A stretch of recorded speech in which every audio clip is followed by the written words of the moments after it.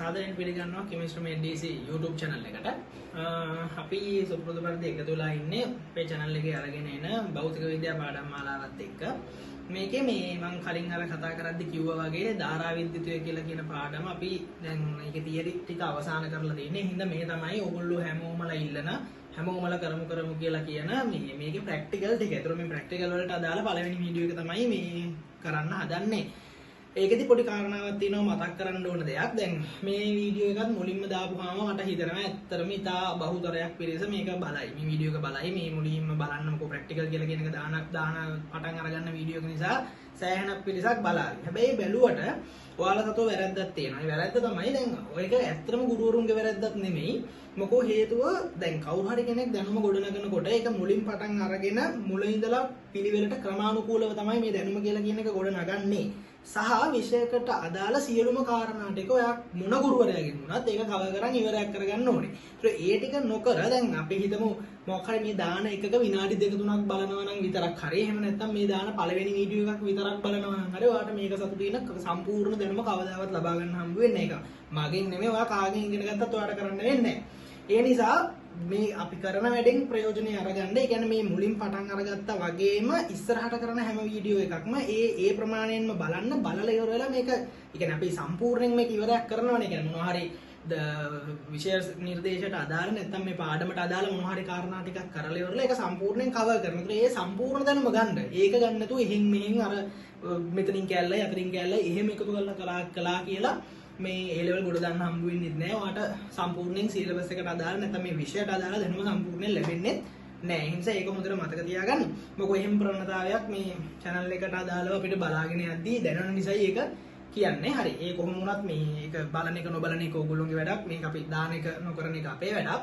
කොහොම නමුත් මේ දැන් මේ කරන්න යන වීඩියෝ එක අතරම මේ මීටර සේතුව කියලා කියන මීටර සේතු මූලධර්මය ගැන තමයි අතරම කතා කරන්න යන්නේ. ඒක දැන් මම හොඳටම දන්න කාරණේ තමයි ගොඩක් පන්තිවල ගොඩාක් අය මීටර සේතුව කියලා නිකන් රූපයක් ඇඳලා ඉවරලා මෙන්න මීටර සේතුව මෙන්න මේකේ මූලධර්මය කියලා මූලධර්මය උගන්වලා එතනින් එහාට නිකන් ඉන්නවා. හැබැයි මතක තියාගන්න ස්ට්‍රක්චර්ඩ් ඩිසයි පේපර් එකේ ෆිසික්ස් වල හරිද අහන ප්‍රශ්න වල මේ අපි හිතමු මීටර සේතුවට අදාළ ප්‍රශ්නයක් අහුවා කියලා. එයාලා බලාපොරොත්තු වෙන්නේ මීටර සේතුවට අදාළ ප්‍රායෝගික කරුණු කාරණා. ඒතරේ ප්‍රායෝගික කරුණු කාරණා කියලා කියන ඒවා අපිට කවුරු හරි කෙනෙක් කියන්නේ නැත්නම් ඔයාලට උගන්වන්නේ නැත්නම් මොකද ඇත්තම කතාව මේ ප්‍රැක්ටිකල් ටික විභාග වල ඉස්කෝලේට ගිහිල්ලා ඉවරලා කරන්න ඕනේ. ඒ කරාම තමයි මේක ප්‍රායෝගික කතන්දර ටික ඔයගොල්ලෝගේ ඔළුවට යන්නේ. ඒක කරන්නේ නැත්නම් ඒක කවුරු හරි කෙනෙක් කරලා නැත්නම් අපි මේ ප්‍රායෝගික කාරණා ටික කවුරු හරි කෙනෙක් කියන්න ඕනේ. ඉතින් ඔය ක්‍රම දෙකෙන් විතරනේ දැනගන්න පුළුවන්. ඒ නිසා දැන් මම බලාපොරොත්තු වෙනවා ඇත්තටම මේක සතුව තියෙන ප්‍රායෝගික කරුණු කාරණා සියල්ල. ඒ කියන්නේ සෑහෙන ප්‍රමාණයක් සියල්ල කියලා කියන්න බෑ. නමුත් සෑහෙන ප්‍රමාණයක්, ඒ කියන්නේ විශාල ප්‍රමාණයක් ඔයාලට කියන්න. ඒතර ඒක වෙන්න නම් වීඩියෝ කිවර වෙනකම් බලාගෙන ඉන්න. මම විශ්වාස කරනවා ඔයාලා යන ගොඩාක් තැන්වල ගොඩක් ක්ලාස් වල මේ කතන්දර ටික කියන්නේ නැහැ. හරිද? ඒ කියන්නේ නැතුව නිකන් මීටර සේතුව කියලා ඇඳලා මේකේ මූලධර්ම විතරක් කළා කියලා ඔයාලට ස්ට්‍රක්චර්ඩ් ඩිසයි පේපර් එකේ ප්‍රශ්න වලට නම් උත්තර ලියන්න හම්බ වෙන්නේ නැහැ. මොකෝ හේතුව ඒගොල්ලෝ අහන්නේ මේකට අදාළ ප්‍රායෝගික කරුණු කාරණා ටික. මම දන්නවා මූලධර්මය අහනවා. ඒ කියන්නේ සමහරලාවට සමහර චූටි මූලධර්ම කොටසක් අහනවා. ප්‍රස්තාරයක් අඳින හැටි අහනවා. ඒ දේවල් ටික අහන්න පුළුවන්. හැබැයි ඒ ඇහුවා කියලා ඒක එක ප්‍රශ්නයක් හෝ දෙකක් විතර නැත්නම් තුනක් විතර. එතනින් එහාට තව ප්‍රශ්න 10ක් තියෙනවනේ. ප්‍රශ්න තව 6-7ක් තියෙනවනේ. ඒ තියෙන ටික ඇතුලේ මූලධර්මයට වඩා ඒගොල්ලෝ බලාපොරොත්තු වෙන්නේ මේක සතුව තියෙන ප්‍රායෝගික කරුණු කාරණා ටික. ඒක මේ ධාරාව ප්‍රැක්ටිකල් වලට විතරක් නෙමෙයි සිලබස් එකේ තියෙන සම්පූර්ණ ප්‍රැක්ටිකල් ඔක්කොම ටිකට අදාළව ඒ කතන්දර ටික ඇත්තයි. හරිද? ඒ නිසා ඒක මතක තියාගන්න. ඒක මුලින්ම කිව යුතුයි මේක පටන් අරගන්න කලින්. හරි. ඒකෙන් පස්සේ අපි යමු පාඩමට. හරිද?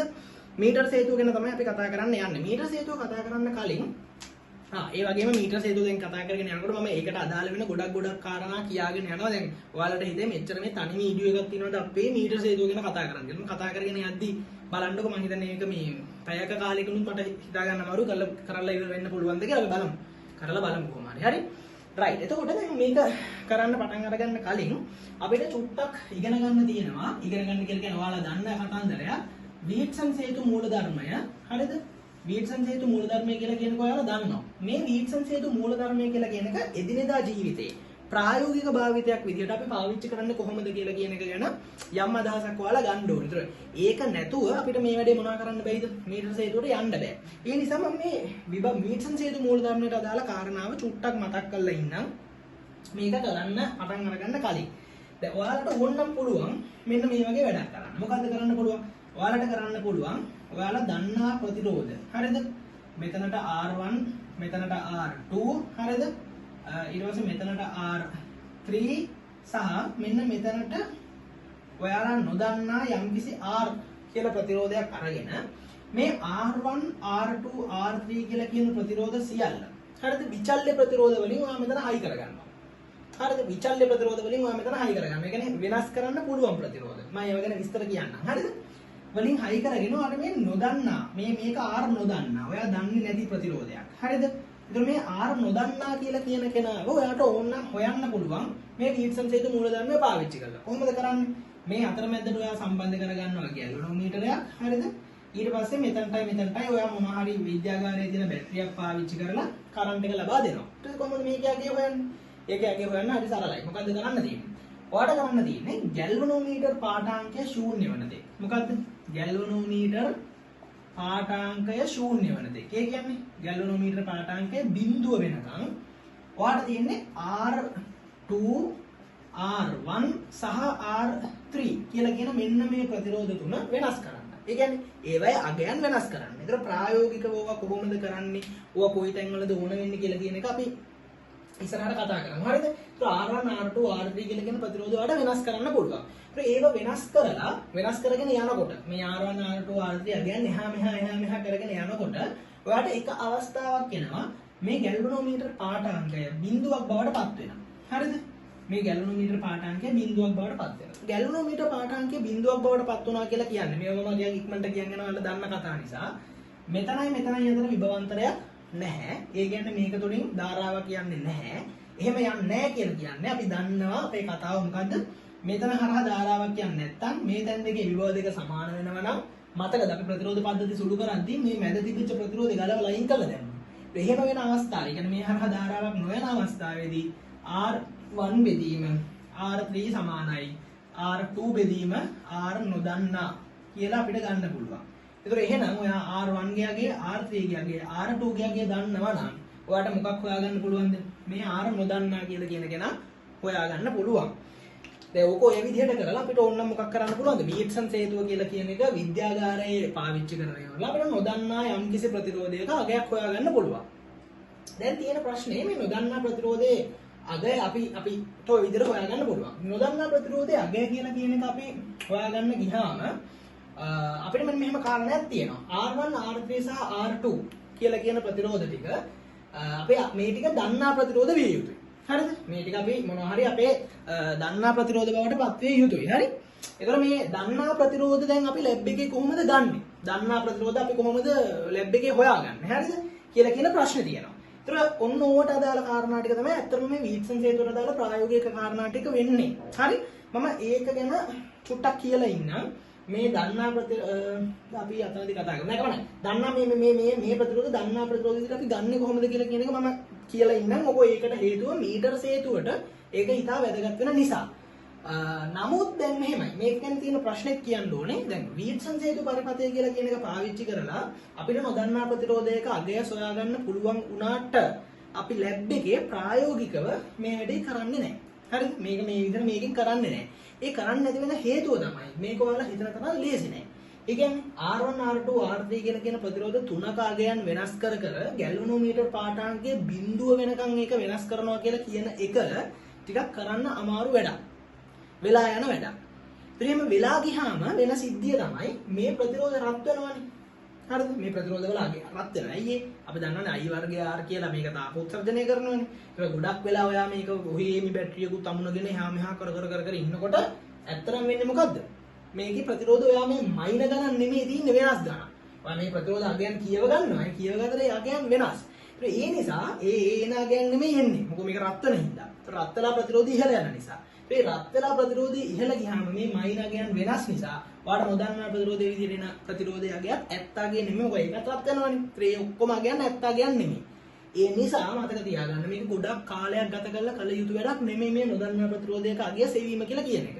ඒ නිසා වීට්සන් හේතු පරිපථය කියලා කියන එක මෙන්න මේ විදිහටම පාවිච්චි කරන එක. ඇත්තටම ලැබ් එකේදී කරන එක අසාර්ථකයි. ඒක අසාර්ථක ක්‍රමයක්. ඒ අසාර්ථක ක්‍රමය නිසා අපි මේ පරිපතය ගැන වැඩි දුර කතා කරන්න යන්නේ නැහැ. නමුත් මෙහෙම එකක් තියෙනවා කියලා කියන එක විතරක් දැනගෙන ඉන්න. දැන් තියෙන ප්‍රශ්නේ මම කියවනේ මේ R1 R2 R3 කියලා කියන ප්‍රතිරෝධ තුන විචල්්‍ය කරනවා කියන අපි මේදී මේවා අගයන් වෙනස් කරනවා කියන. ඒතර ඒවයි අගයන් වෙනස් කරලා අගයන් වෙනස් කරන්නත් ඕනේ අගය කියවන්නත් ඕනේ. මම කියන එක තේරෙනවද? දැන් R1 ඔයා වෙනස් කරන්නත් ඕනේ. ඒ වෙනස් වෙච්ච R1 කීයද කියලා දැනගන්නත් ඕනේ. එහෙම නැතුව මේක සුළු කරන්න බෑනේ. මම කියන කතාව මම හිතනවා පැහැදිලි කියලා. ඒ නිසා ඔන්න ඔතන පොඩි ප්‍රායෝගික පොයින්ට් එකක් තියෙනවා. ප්‍රායෝගික කතාවක් තියෙනවා දැනගත යුතු. මම ඒක කියලා ඉන්නම්. මම හිතනවා ගොඩ දෙනෙක් මේවා දන්නේ නැහැ කියලා. හරිද? දැන් ඔයා හිතන්නකො මෙහෙම මේ R1 කියලා කියන R2 කියලා කියන ප්‍රතිරෝධය ගන්නකො. ඔය R2 කියලා කියන ප්‍රතිරෝධය විචල්්‍ය ප්‍රතිරෝධයක්. ඒක පැහැදිලි. මම මේ පැත්ත මකන්නම්. මේ පැත්ත අපිට ලොකු වැදගත්කමක් නැති නිසා. හොඳයි. මේ ටික ලොකු වැදගත්කමක් නැති නිසා ඒක ඔයා දන්න හින්දා මම මකනවා. හරිද? එතකොට මේ ප්‍රතිරෝධ ටික ගත්තාම R2 කියලා කියන ප්‍රතිරෝධය විචල්්‍යයි. මේක විචල්්‍ය ප්‍රතිරෝධයක්. හරිද? මේ විචල්්‍ය ප්‍රතිරෝධයක් ඔයා ගත්තාම හරිද? ඔයාට ලැබ් එකේ විචල්්‍ය ප්‍රතිරෝධ ආකාර දෙකකට ගන්න පුළුවන්. ඒ කියන්නේ විචල්්‍ය කියලා කියන්නේ දන්නවනේ මොකක්ද කියලා නේද? මේක රෙසිස්ටන්ස් එකක්, මේ රෙසිස්ටන්ස් එක වේරියබල් රෙසිස්ටන්ස් එකක්. හරිද? වේරියබල් රෙසිස්ටන්ස් එකක්. ඒතකොට රෙසිස්ටන්ස් එක වේරියබල් කරන්න පුළුවන්. විචල්්‍ය නැත්නම් වේරියබල් නා. මේක ඉංග්‍රීසි වචනේ වේරියබල්. රෙසිස්ටන්ස් එක වේරියබල්. මේ වේරියබල් රෙසිස්ටන්ස් එක කියලා කියන එක ලැබ් එකේ ගන්න පුළුවන් විදි දෙකක් තියෙනවා. හරිද? මේක ගන්න පුළුවන් විදි දෙකක් තියෙනවා. එකක් තමයි අපිට ගන්න පුළුවන් විචල්්‍ය ප්‍රතිරෝධය කියලා කියන එක ගන්න පුළුවන් එක්ක විචල්්‍ය ප්‍රතිරෝධය කියලා කියන එක ගන්න පුළුවන් ධාරා නියාමකය කියලා කියන එකෙන්. ධාරා නියාමකය.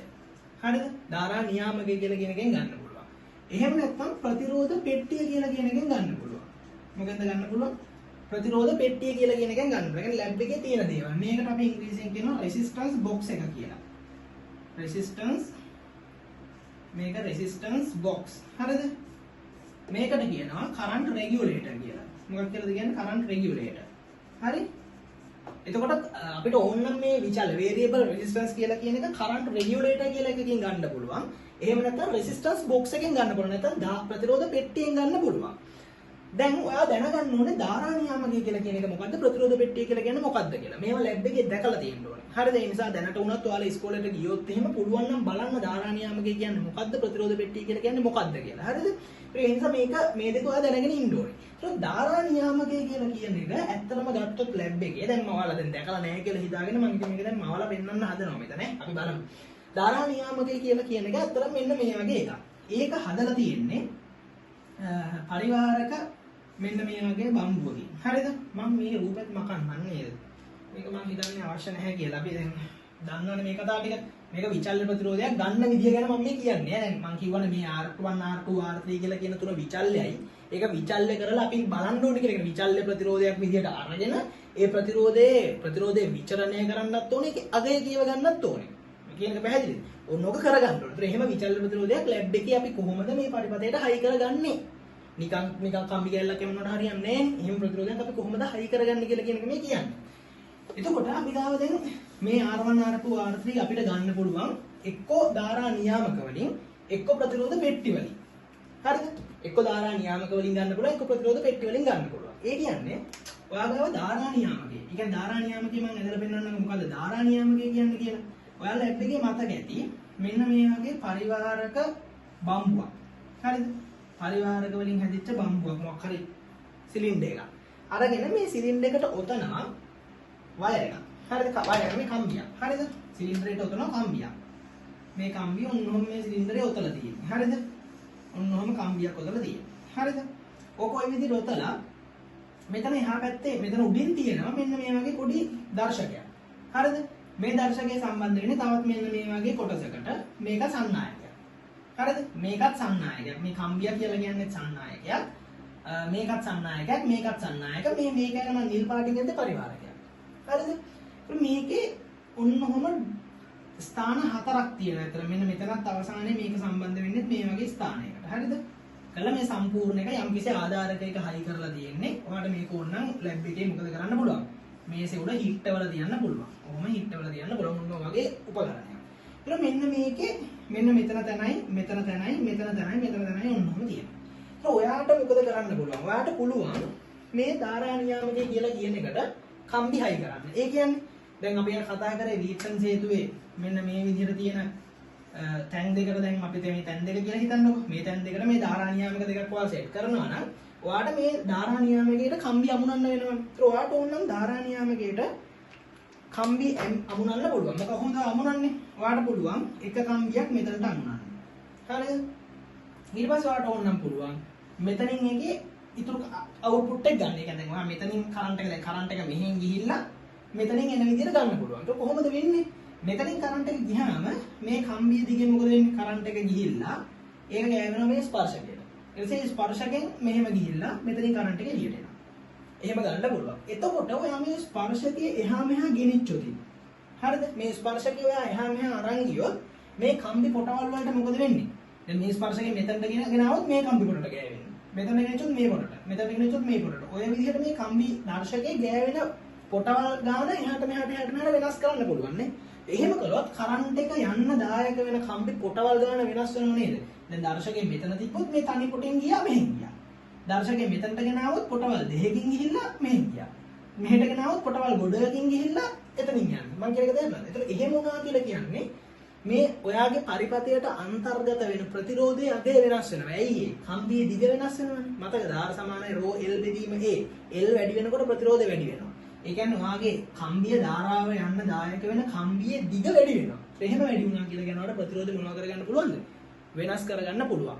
ඒ නිසා විභාගෙදී ඕනනම් අහන්න පුළුවන්. ධාරා නියාමකයට ඕ මෙන්න මේවා කවුරුත් දන්නේ නැති කියන එහෙම නෙමෙයි.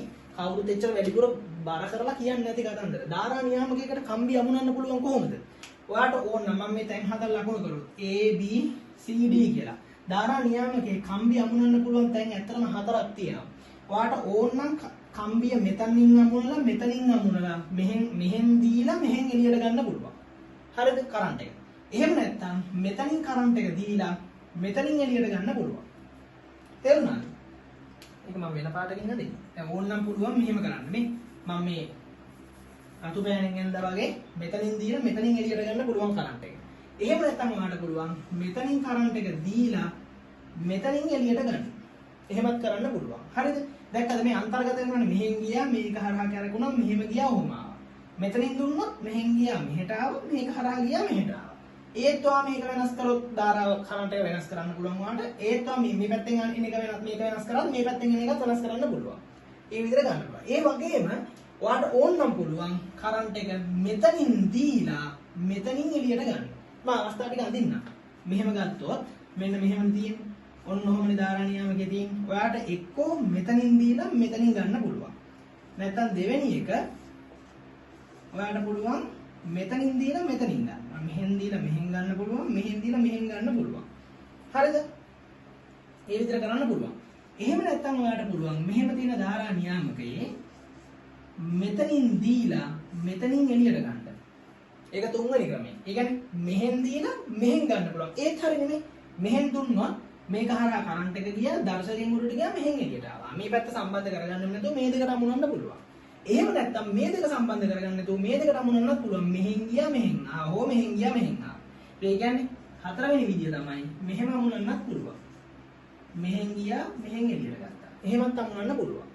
හැබැයි ධාරා නියාමකයට මෙහෙම කම්බිය අමුණන්න බෑ. කොහොමද අමුණන්න බැරි? මෙතනින් අමුණලා මෙතනින් එළියට ගන්න බෑ. ඇයි හේතුව? එහෙම ගත්තොත් හරියද? මේ මෙහෙම තියෙන ධාරා නියාමකයේ ඔයා මෙතනින් අමුණලා මෙතනින් ගන්නවා කරන්ට් එක. එහෙම ගන්න පුළුවන්ද? එහෙම ගත්තොත් මේක හරහා යන්නේ නැහැ නෙමෙයි. මෙහෙන් ගියපු කරන්ට් එක මෙහෙම එළියට එනවා. ඒතර මේක හරහා යන්නේ නැහැ. ඉතින් ඒක ධාරාණී ඒ කියන්නේ ප්‍රතිරෝධය වෙනස් කරන්න බෑ. විචල්්‍ය ප්‍රතිරෝධකයක් වෙන්නේ නැහැ ඒකවල. තේරුණාද? එහෙම නැත්නම් මෙහෙම කරන්න පුළුවන්. මෙහෙම තියෙන එකේ මෙතනින් දීලා මෙතනින් එළියට ගන්නත් පුළුවන්. එහෙම ගත්තොත් හරියද? ඒත් වැඩක් නැහැ. ඒත් මේක හරහා යන්නේ නැහැ. මෙහෙම උඩින් යන්නේ ඒ මේ කම්බිය හරහා යන්නේ. ඒතර ප්‍රතිරෝධය නිශ්චිත ප්‍රතිරෝධයක් අන්තර්ගත වෙනවා විතරයි. වෙනස් කරන්න බෑ. ඒ කියන්නේ එහෙනම් මේ ක්‍රම දෙකට කම්බිය අමුණන්න බෑ. ඔයාලට අමුණන්න පුළුවන් මෙහෙන් දුන්නා මෙහෙන් ගත්තා. එහෙම නැත්නම් මෙහෙන් දුන්නා මෙහෙන් ගත්තා. එහෙම නැත්නම් මෙහෙන් දුන්නා මෙහෙන් ගත්තා. නැත්නම් මෙහෙන් දුන්නා මෙහෙන් ගත්තා. ඔන්න ඔය කියන ක්‍රම ටිකට විතරමයි. පැහැදිලිද මම කියන කතාව? ඒතකොට ඔය විදිහට ධාරා නියාමකේ මොනවා කරන්න පුළුවන්ද? ප්‍රතිරෝධය විචලනය කරන්න පුළුවන්. හැබැයි පුතෝ මතක තියාගන්න ධාරා නියාමකය කියලා කියන කෙනාට ප්‍රතිරෝධය විචලනය කරන්න පුළුවන්. හැබැයි ඒ විචලනය කරපු ප්‍රතිරෝධය කියවන්න බෑ. මම කියන එක පැහැදිලිද? ඔයා මේක එහා මෙහා කළා කියලා පරිපතයට අන්තර්ගත වෙච්ච ප්‍රතිරෝධය කීයද කියලා දන්නේ නැහැ. හරිද? ඒතකොට ඒ නිසා ඔය අපි කලින් කතා කරපු වීට්සන් සේතු පරිපතය කියලා කියන එකට මේක සුදුසුද? මේක සුදුසු වෙන්නේ නැහැ. ඇයි හේතුව? ඔයාට ප්‍රතිරෝධ විචලනය කරන්න පුළුවන්. හැබැයි මේ ගාන කීයද කියලා කියවන්න බෑ. මම කියන එක පැහැදිලිද? ඒ නිසා මේක සුදුසු වෙන්නේ ප්‍රතිරෝධය විචලනය කරන්න අවශ්‍යයි. හැබැයි ඒ ගාන කීයද කියලා දැනගත යුතු නැහැ. ඒ වගේ ඒවා ඉස්සරහට හම්බ වෙනවා. ඒ වගේ තැනකට මේක සුදුසුයි. හැබැයි ප්‍රතිරෝධය විචලනය කරලා ඒ ගාන කීයද කියලා කියව ගන්න ඕන ඒවාවලට මේක හරියන්නේ නැහැ. පැහැදිලිද මම කියන කතාව?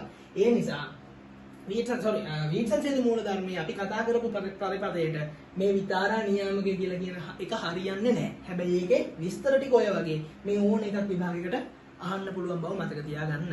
පැහැදිලිද? මේ විදිහට කම්බි යමුනන්න බැරි බව දැනගන්න. මේ විදිහට විතරයි යමුනන්න පුළුවන් කියලා කියන එක දැනගන්න. පැහැදිලිද? ඕක තමයි ධාරා නියාමකේ කතාව. එතන එහෙනම් අපි මේක කතා කරලා ඉවරයි. මේක හරි. මේක ගැන කතා කළා. හැබැයි ඒක සුදුසු නෑ. හොඳේ මේක කතා කළා. මේක හැබැයි අර අපි කතා කරපු වීට්සන් සේතු පරිපතේ R1 R2 R3 එක මේක හරියන්නේ නෑ. ඇයි? ඒක වෙනස් කරන්න පුළුවන් වෙනස් කරලා කියන්න බෑ. දන්නේ නෑ කීයද කියලා ඔයාලට ගාන හදන්න පුළුවන්. මේ මගුල දාලා. එහෙම හදන්න බෑ. තේරෙනවද මම කියන්නේ? එහෙනම් මේක හරියන්නේ නෑ ඒ වැඩේට. එහෙනම් ඒකට හරියන්නේ මොකද්ද? ඒකට හරියන්නේ මෙන්න මෙයා. ප්‍රතිරෝධ පෙට්ටිය. රෙසිස්ටන්ස් බොක්ස් එක. ඔයාලට මේ කරන්ට් රෙගියුලේටර් එක ඒකට හරියන්නේ නැහැ. වීට්සන් බ්‍රිජ් එකට හරියන්නේ නැහැ. ඔයාලට ඕනේ රෙසිස්ටන්ස් බොක්ස් එක. මොකද්ද මේ ප්‍රතිරෝධ පෙට්ටිය හේවත් රෙසිස්ටන්ස් බොක්ස් එක හරිය. ඒක බලමු මොකක්ද කියලා. මේවා බලන්නකො මේ විදිහට ඔයගොල්ලෝ දන්නවද කියලා මම හිතන්නේ නැහැ. يعني මේ කරුණු කාරණා මේ ප්‍රායෝගික කතන්දර සෙට් එක ඔයාලා දන්නවා කියලා. දැන් ධාරා නියාමකය කියලා කියන එකට කම්බිය වුණන්න පුළුවන් විදි මෙන්න මේ විදිහට තියෙනවා කියලා කියන එක එච්චර ලොකුවට කවුරුත් කියන්නේ නැහැ. හැබැයි ඌව තමයි අහන්නේ. ඒ කියන්නේ ඕවා තමයි අහන ප්‍රශ්න. ඒගොල්ලෝ විභාගෙදී බලාපොරොත්තු වෙන්නේ ඔන්න ඔය වගේ ඒවා. හරිද? බලමු රෙසිස්ටන්ස් බොක්ස් එක නැත්නම් ප්‍රතිරෝධ පෙට්ටිය කියන්නේ මොකක්ද කියලා. ප්‍රතිරෝධ පෙට්ටිය කියලා කියන්නේ මෙන්න මේ වගේ එකක්. හරිද? ඒක මෙන්න මේ වගේ බොක්ස් එකක්. හරි? ඔන්න ඔය වගේ බොක්ස් එකක්. ඒ කියන්නේ අපි සාමාන්‍ය දන්න නිකන් ඝනකාකාර පෙට්ටියක්. හරිද? මේකේ පින් තියෙනවා. ඒ කියන්නේ එක එක පින්ස් වර්ග නෙමෙයි. පින් සෙට් එකක් තියෙනවා. ඒ කියන්නේ මෙන්න මෙහෙම ගහපු පින් ටිකක් තියෙනවා. හරි? අපි මේකට කියනවා ප්ලග් කියලා. ප්ලග් සෙට් එකක් තියෙනවා. නැත්නම් පින්ස් කිව්වත් කමක් නැහැ. පින්ස් හරි නැත්නම් ප්ලග් හරි සෙට් එකක් ওই විදිහට තියෙනවා. හරි? සහ මෙන්න මෙතන මෙහෙම එකකුයි මෙහෙම එකකුයි තියෙනවා. හරි? ඔන්න ඔය තමයි ප්‍රතිරෝධ පෙට්ටිය කියලා කියන්නේ. ඔය හැම පින් එකක් ළඟම අංකයක් ගහලා තියෙනවා. ඒ කියන්නේ මෙතන ඕම් 1යි, මෙතන ඕම් හිතමු ඕම් 2යි, මෙතන ඕම් 5යි, මෙතන ඕම් 10යි. හරිද? මෙතනත් ගහලා තියෙන ඕම් 20යි, මෙතන ඕම් 50යි, මෙතන ඕම් 100යි, මෙතන ඕම් 200යි. නිකන් අපි හිතමු මේක එක එක විදිහට වෙන්න පුළුවන් ඈ. මේක හිතමු ඔය විදිහට ගහලා තියෙනවා කියලා. දැන් මේක හරි ෂෝක් ඈ. මේක ඔයාලට කරන්ට් එකට පද්ධතියට අමුණ ගන්න තියෙන්නේ මෙන්න මේ විදිහට. ඔයා මේකේ කරන්ට් එක දෙන්නේ මෙතනට දුන්නා මෙතනින් ගත්තා. හරි?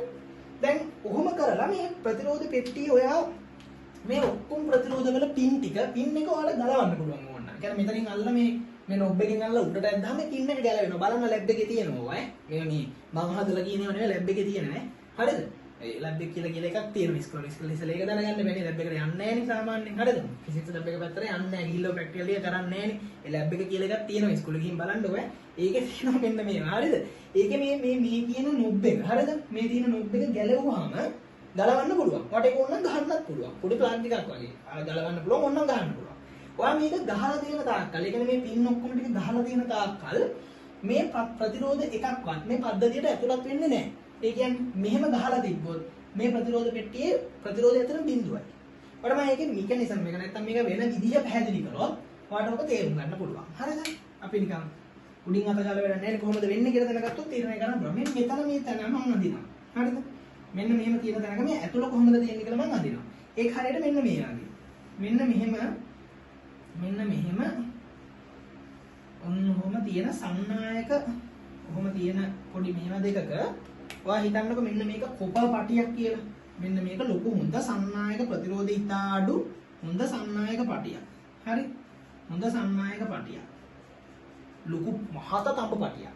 මේ මහත තඹ පටියට තමයි ඔයාගේ පින් එක තියෙන්නේ. මෙන්න මෙහෙම තියෙන්නේ. ඔන්න ඕකේ මෙන්න මෙහෙම මේ පින් එක වැදිලා තියෙන්නේ. හරිද?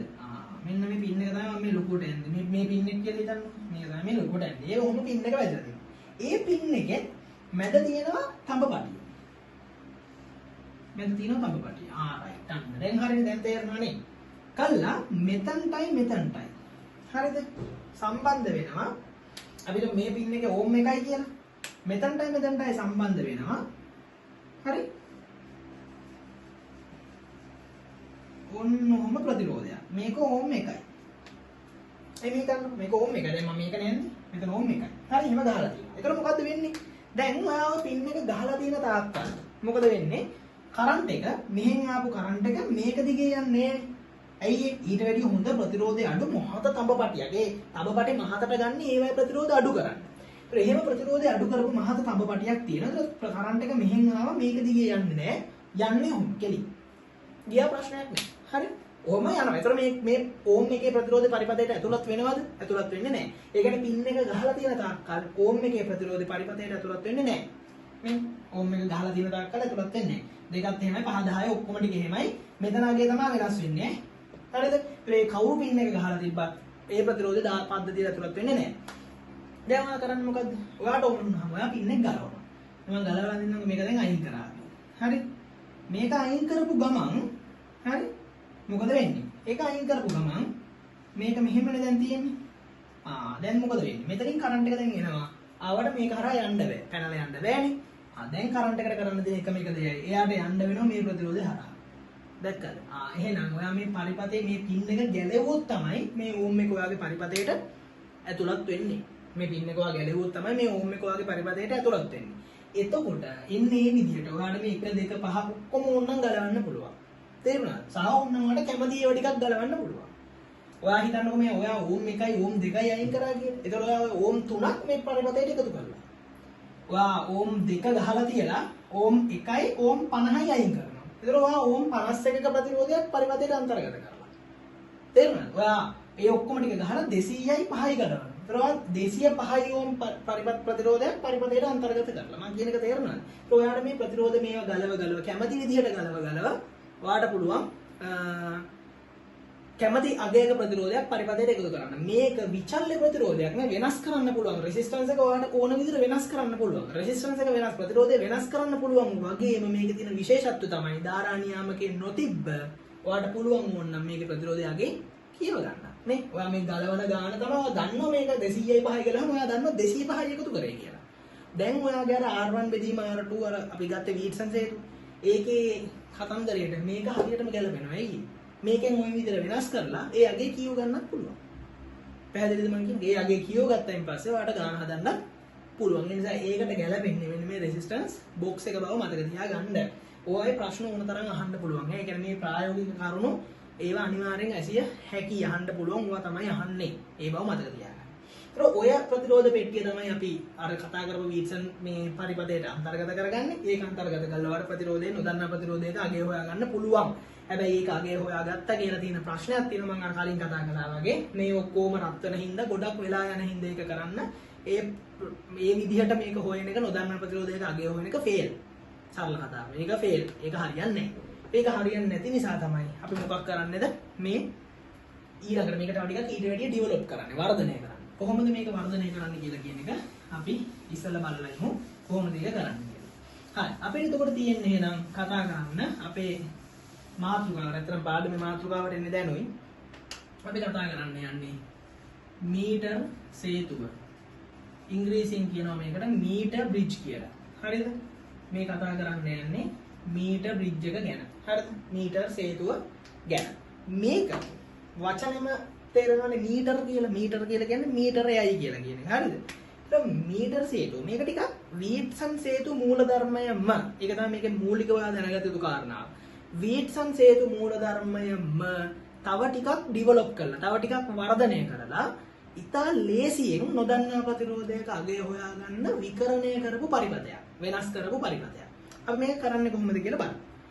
හරි. ඔයාලා ලැබ් එකේ තියෙනවා මීටර් සේතුව. ගිහින් බැලුවොත් පේන්නේ. හරිද? මීටර් සේතුවේ තියෙන්නේ මෙන්න මෙහෙම කතාවක්. මම මේවා හැම දෙයකටම හේතු. මේ වෙයි මෙහෙම වෙන්නේ මෙහෙම හදලා තියෙන්නේ මොකද කියලා කියන එකට හේතු කියනවා.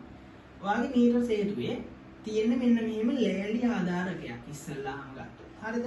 ලෑලි ආධාරක සෙට් එකක් තියෙනවා මෙන්න මෙහෙම. හරි? ලෑලි ආධාරක සෙට් එකක් තියෙනවා මෙන්න මේ විදිහේ. හරිද? මේ ලෑලි ආධාරක සෙට් එකේ මේවා ලෑලි වලින් මේ හදලා තියෙනවා. හොඳට බලාගන්න. මේවා ලෑලි. ඊට පස්සේ මේ හැම තැනකම පොඩි පින්ස් හයි කරලා තියෙනවා. මේ වලට තමයි ආගේ ප්‍රතිරෝධ අරව මේ ඔය අමුණන ඒවා ඔක්කොම අමුණන වැඩ ටික කරන්න පින් සෙට් එකක් හයි කරලා තියෙනවා හැම තැනකම. ඒ පින් විතරකුත් නෙමෙයි. ඒ පින් වලට සම්බන්ධ වෙච්ච මේ පින් වලට සම්බන්ධ වෙච්ච මෙන්න මෙහෙම ඉතා මහත තඹ පටි තියෙනවා. කියන්නේ මේ පින් හැම එකකටම මේ තඹ පටියක් සම්බන්ධයි. හරි? මේක තඹ පටිය ඇතුලේ මන්දිර ලේසියි. තඹ පටියක් සම්බන්ධයි. හරිද? මේ හැම එකකටම තඹ පටියක් සම්බන්ධයි. මේ ඔක්කොම තඹ. ඉතා මහත තඹ පටි. හරි? ඉතා මහත තඹ පටි. කෙට්ටු හීනියම නෙවෙයි ඈ. මේ ඔක්කොම තඹ පටි. ධාරාව හොඳට ගෙනියන්න පුළුවන්. ප්‍රතිරෝධය ඉතා අඩුයි. හරි? එහෙම තඹ පටි මේ හයි කරලා තියෙනවා. හරි? දැන් එතකොට මේකේ මම කලින් කිව්වා වගේ මෙතනත් දැන් පින් එකක් තියෙනවා. මෙතනත් පින් එකක් තියෙනවා. මේ පින්ස් වලට ඔයාගේ මේ ඇන සිංහලෙන් නම් ඇන මේ ඇන වලට ඔයාගේ ප්‍රතිරෝධ සම්බන්ධ කරන්න පුළුවන්. ඊට පස්සේ තමයි මේකේ වැදගත් කොටස තියෙන්නේ මේ මෙතන මැද මේ පින් එකට සම්බන්ධ වෙච්ච හරිද? මෙතන මැද මේ පින් එකයි දෙක අතරට සම්බන්ධ වෙච්ච වයර් එකක් තියෙනවා. කම්බියක් තියෙනවා. මේ කම්බිය මම මෙන්න මෙහෙම අඳින්නම්. මේක හොඳට ඇදලා ගානට ඇදලා හයි කරපු කම්බියක් ටිකක් මාතර අඳිමු අපි ඔන්නෝම කම්බියක්. හරිද? මෙන්න මෙහෙම කම්බියක්. මේ කම්බිය මතක තියාගන්න කොච්චරක් දිගයිද? ඔය ඒක මීටරනේ. මේක මීටර එකක් දිගයි. මේ කම්බිය මීටර කීයක් දිගයිද? මීටර එකක් දිගයි. හරි? මේ කම්බිය මීටර එකක් දිගයි. ඒතකොට මේ දෙක අතර පාරතරේ ඔය ඒක මීටරයක් දිගයි. කියන්නේ මේක මීටරයක් ලොකු උපකරණයක්. කියන්නේ මේ චූටි එකක් නෙමෙයි. මීටරයක් දිගයි මේක. හරි? රයිට්. ඔයා මේකේ මෙතනට සෙට් කරගන්නවා යම් තව එක ප්‍රතිරෝධයක් මෙතනට සෙට් කරගන්නවා තව ප්‍රතිරෝධයක්. ඒක තව අරම මේවා කිව්වට අපි මෙහෙම හිතමුකෝ. මම උඩ මාතෘකාව මකන්නම් ඈ. තව ලියා ගන්න ඉන්න ඕනේ හින්දා. හරිද? ඔහොම තියෙනවා. මේකේ මේ එක ප්‍රතිරෝධයක් ඔයා දන්නා. මේ ප්‍රතිරෝධය ඔයා දන්නවා. දන්නා ප්‍රතිරෝධය. මේක ඔයා නොදන්නා. මේක නොදන්නා එක මෙහෙට දාගන්න. මේක නොදන්නා. ඒක කොයි පැත්තට දැම්මත් කමක් නැහැ හොඳේ. ඕන පැත්තකට දාගන්න පුළුවන්. ප්ලීස් දැම්ම. නොදන්නා මේක දන්නා. ඒ කියන්නේ මේ ප්‍රතිරෝධයක දන්නවා. R1 ඔයා දන්නේ R2 ඔයා දන්නවා. කීයද කියලා? අගය දන්නවා. එහෙම අගය දන්න ප්‍රතිරෝධ ලැබ් එකේ තියෙනවා. එහෙම එකක් මෙතනට සම්බන්ධ කරගත්තා. මෙතනට නොදන්නා ප්‍රතිරෝධ සම්බන්ධ කරගත්තා. තව චුට්ටක් මේක අරින්න ඕන නිසා පොඩ්ඩක් මේක ලොකු කරන්න තව පොඩ්ඩක් පහලට. හරි? අපේ ලෑලි ආධාරකේ හරිද?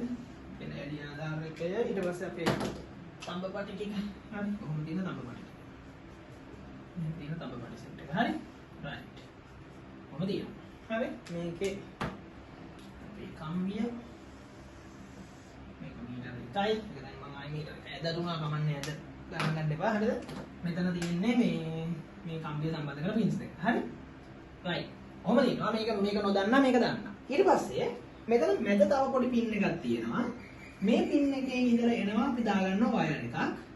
ඒ වයර් එකට ඔයා සම්බන්ධ කරගෙන තියෙනවා ගැල්වනෝමීටරයක්. මොකක්ද ඔයා සම්බන්ධ කරගන්නේ? ගැල්වනෝමීටරයක්. ඒ ගැල්වනෝමීටරයට සමාන්තරගතව අපි පොඩි සම්බන්ධ කරගෙන තියෙනවා විශාල කිලෝ ඕම් ගණනයේ ප්‍රතිරෝධයක්. මොකද්ද සම්බන්ධ කරලා තියෙන්නේ? කිලෝ ඕම් ගණනයේ ප්‍රතිරෝධයක් සම්බන්ධ කරලා තියෙනවා. මේක කිලෝ ඕම් නේ. මේවට හේතු මේවා වෙන්නේ ඇයි ඕම් කියලා ඔක්කොම ටික කියනවා. කිලෝ ඕම් ගණනයේ ප්‍රතිරෝධයක් සහ විශේෂම දේ කිලෝ ඕම් ගණනයේ ප්‍රතිරෝධයක් සම්බන්ධ කරනවා. අපි ඒක සම්බන්ධ කරන්න ටික මෙහෙම අඳිමුකෝ. ඒක ලේසි වැඩි. අපි ඒක මෙහෙම අඳිමු. හරි කිලෝ ඕම් ගණනයේ ප්‍රතිරෝධයක් අපි මෙහෙම අඳිමු. කිලෝ ඕම් ගණනයේ ප්‍රතිරෝධයක් අපි සම්බන්ධ කරගන්නවා මේකට ශ්‍රේණිගත. ඔන්නෝම විශාල කිලෝ ඕම් ගණනයේ ප්‍රතිරෝධයක්. හැබැයි ඒකට සමාන්තරගතව මේ කිලෝ ඕම් ගණනයේ ප්‍රතිරෝධයට සමාන්තරගතව අපි පොඩි යතුරක් ඒ කියන්නේ මේ ස්විච් එකක් සම්බන්ධ කරලා තියෙනවා. මේක කිලෝ ඕම් වේරියබල් රෙසිස්ටන්ස් එකක්. මේක වේරියබල් රෙසිස්ටන්ස් එකක්. නැත්නම් කරන්ට් රෙගියුලේටර් එකක්. මෙතන තියෙනවා ස්විච් එකක් නැත්නම් ස්විච් එකක්. හරි? සිංහලෙන් නම් ස්විච් එකක්. හරි නැත්නම් යතුරක් කියලා කියන්නේ අපි යතුරක්. සහ අවසානයේ මෙතනට ශ්‍රේණිගතව නැවත තියෙනවා ගැල්වනෝමීටරේ. හරිද?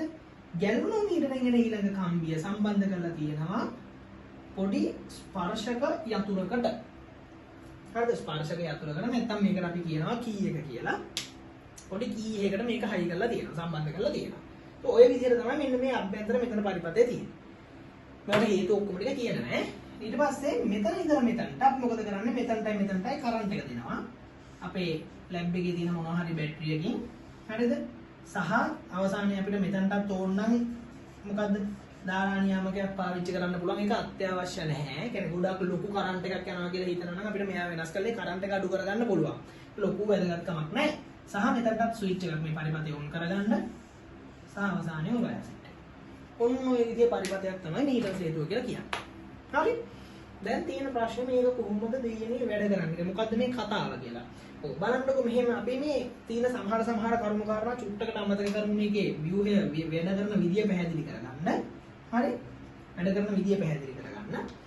දැන් මෙහෙම හිතන්නකො මෙන්න මේ තියෙන එකේ පොඩ්ඩක් මේක දිහා ඔයා බැලුවොත් මේ මැදට දාලා තියෙන කම්බිය කියලා කියන්නේ ඇත්තටම ප්‍රතිරෝධයක්. හරිද?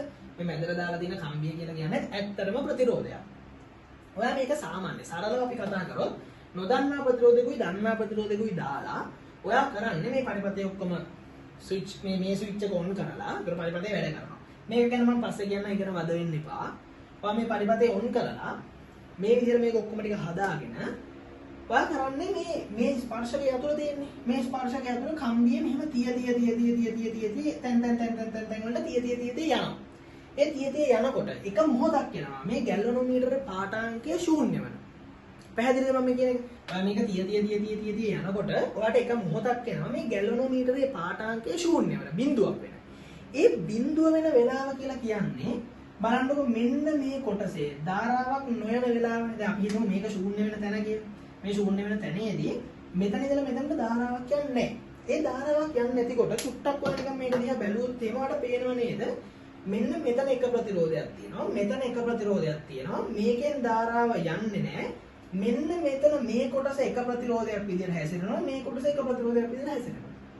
ඒක ඇත්තටම තියෙන්නේ මේ වක්‍රාකාරයෙන් ගත්තොත් මෙන්න මේකම නේද? එහෙම නැද්ද? මේකම නේද තියෙන්නේ? බලන්නකො ඒකම නේද තියෙන්නේ කියලා. මේ මෙතනට කරන්ට් එක දීලා තියෙනවා. මෙතන ගැලවනෝමීටරෙත් එක්ක පරිපථය. ඒකම නේද තියෙන්නේ මේ ප්‍රතිරෝධ දෙක තමයි මේ තියෙන්නේ. මේ ප්‍රතිරෝධ දෙක තමයි මේකයි මේකයි. මේ ස්පර්ශක ඇතුළ සමතුලිත වෙච්ච තැනින් මේ පැත්ත ටිකයි සමතුලිත වෙච්ච තැනින් එහා පැත්ත වෙච්ච ටිකයි. තේරුණාද? ඕකම තමයි මේ තියෙන්නේ. ලොකු වෙනසක් නැහැ නේ. ඒ කියන්නේ වීට්සන් සේතු පරිපථයම තමයි අපි මොනවා කරලා තියෙන්නේද? පොඩ්ඩක් මේ විකරණය කරලා තියෙන්නේ වෙනස් කරලා තියෙන්නේ. ඒතර වීට්සන් සේතු පරිපථය වෙනස් කරලා අපි මේ හදාගෙන තියෙන මීටර් සේතුව. ඒතර ඒ නිසා අපිට හරිය සරලව මේකේ ප්‍රකාශනයකට යන්න පුළුවන්. මොකද්ද? මේක සමතුලිත වෙන මොහොතේ ඔයාලට කෙලින්ම කියන්න පුළුවන්. මෙතන දිග අපි මැන ගන්නවා. මේක යට මට පොඩි දෙයක් කියන්න අමතකුණා. මේක යට මොකක්ද තියෙනවද? මේක යට මීටර රූලක් තියෙනවා. හරිද? මේක යට මීටර රූලක්. මෙහෙම යටින් මීටර රූලක් තියලා තියෙනවා. හරිද? ඒක ක්‍රමාංකණය කරලා තියෙන්නේ ඕන. දන්නවනේ මීටර රූල ගැන කියන්න දෙයක් නැහැ. ඒතරට මේ දිග මොනවා කරගන්න පුළුවන්ද? පටස් ගාලා මැන ගත්තා හැකි. මම මේ ස්පර්ශකය ඇතුළේ තිබ්බ ගමන් ඔයාලට දිග මොනවා කරගන්න පුළුවන්ද? ටක් ගාලා මැන ගන්න. ඒක L නම් මේ දිග මේක මීටරයක් දිග නිසා මට මේ පැත්ත සෙන්ටිමීටර වලින් 100 රින් L කියලා ගන්න පුළුවන්. එහෙනම් මට කිව්ව හැකි නේද මේ මම මේ පැත්තෙන් ලියන්න. මේ R1 බෙදීම මේක සමතුලිත මොහොතේ. ඒ කියන්නේ සමතුලිත මොහොතේ මට කියන්න පුළුවන්. R1 බෙදීම L. L කියලා කියන එක මට ලියන්න හැකි මෙහෙමනේ. මොකද්ද? ρ L බෙදීම A.